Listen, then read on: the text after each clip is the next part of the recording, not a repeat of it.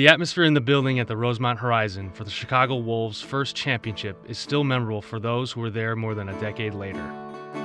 It was near deafening in here.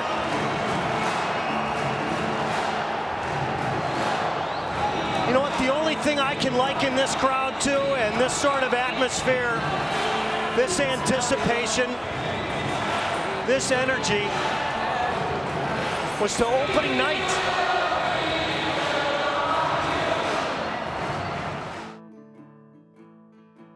The first couple of years, you knew in warm-up what kind of crowd you were going to have. You know, you'd be on that Wednesday night and you were like, oh, you know. But you're skating around in warm-up and there's, 6,000 in there and you're like, and it's kind of warm in there and you're like, oh, okay, here we go. The sound of it, how loud it was. And I remember, I believe I started the game on the blue line going, wow, this is really, truly amazing at the minor league level to have some, I think it was 18,000 at the time, in a Game 7. I had my parents watching back at home on TV. It was just a great electrifying moment.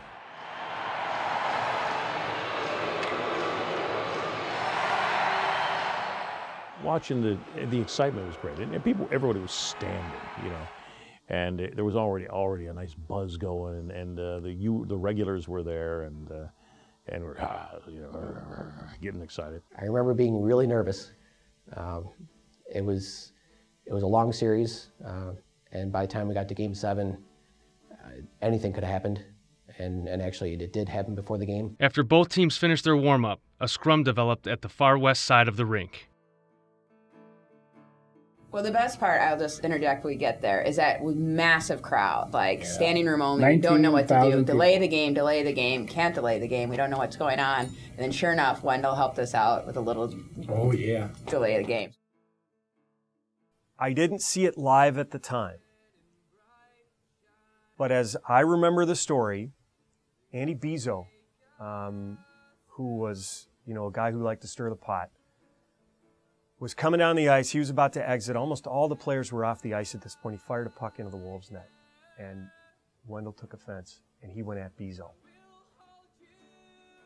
Now everybody starts to get together. Haymakers are starting to get thrown. And then guys start to pour from the dressing room, up the runway, and onto the ice. And a full-out brawl ensues. God, I think we had maybe 4 or 5 guys left on the ice, and I was one of those guys that usually stayed around until the end. And it so happened here, obviously at the All-State, we got to go through their warm-up to get off the ice, and I think some of the players, or one of the players, and I honest to goodness couldn't tell you which one it was, but for some reason I think Wendell was involved in some form or other. I was right there. Who was it, Beauregard, our goalie at the time? Am I saying that right? He was always wanted to be the last guy off the ice, so right where we come off the ice, he's just leaning. And I believe I think his first name's Andy Bijou. Took a shot, nailed Beauregard, and then all hell broke loose. Our goalie, Stefan Beauregard, was playing Game 7. Because you were injured. And I was injured, and he was trying to go off the ice, try to shoot a puck in the net, try to go off the ice, and then a bunch of their tough guys wouldn't let him off the ice. And 3 guys, it was me, Stevie Martins, and Dougie Brawl. Dougie Brawl, I don't think he had a fight in his life. Never. And he taps me, he goes... And Stevie Martins? And Stevie Martins. And Stevie's, I'm not tall, Stevie's shorter than me. And we're the only ones left on the ice, and I'm going... And Dougie goes, something's going on down there. Oh, God. So now Bizzo, their tough guy, has Beauregard, not going to let him off. I go down. By the time I get down there, I cross-check Bizzo into the boards, and then it starts. And then their trainer watched, runs down to their dressing room, yells for all their guys. And that's why those guys who had gone in there to take some of their equipment off, they're all running out. Thank God for Rosemont Police, because they saved some of us. I've had guys all... It was bizarre, and finally our guys kind of drifted out, and it was like 3 of us, and I'm pinned against the wall, and it was crazy. All of a sudden, we see something happen, and we saw all of the precipitous events of the shooting of the puck and all of this, and then the boys start coming out, and they're going, oh, this is going to be good, especially since they're not on skates. They're going to be throwing some punches here that are going to land. It was one of the best street fights I had ever seen.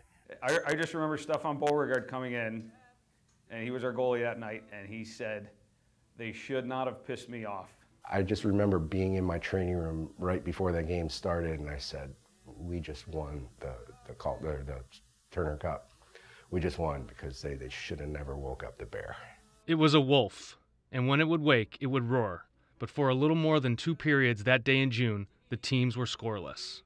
There was no score in the first 2 periods, and like I said, at any point it could have gone either way. At any point, we could have had the championship, or we could have been crying. Early in the third period, Bobby Nardella wheeled up the ice. He came from the blue line in, cut in across the blue line, went to the middle of the ice, fired the puck. There was a rebound. Nardella chased it down in the far corner and just threw it, maybe took a slight look, but threw it right to the front of the ice, and there was Chris Marinucci, and that was his office. And he was a money player in those situations. You couldn't move him out of the way. And he pounded it home, 1-0. It was Nooch.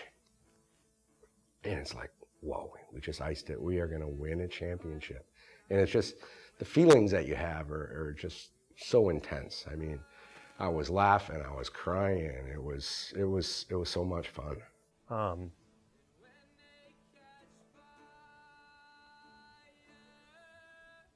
mean, still now, it's still emotional to think about it. And the place erupted, absolutely erupted. There was still time left, and the Wolves were determined to make the most of it, potting 2 more goals. Seaback is going to get this one in the slot, shoots, he scores!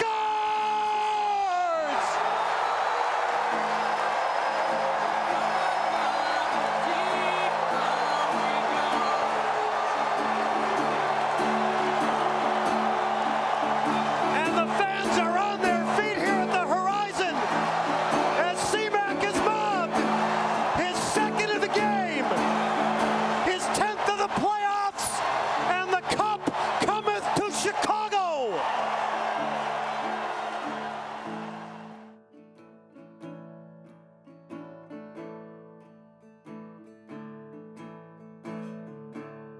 Tune in next time as Daring Greatly continues to chart the history of the Chicago Wolves in this exclusive docu-series.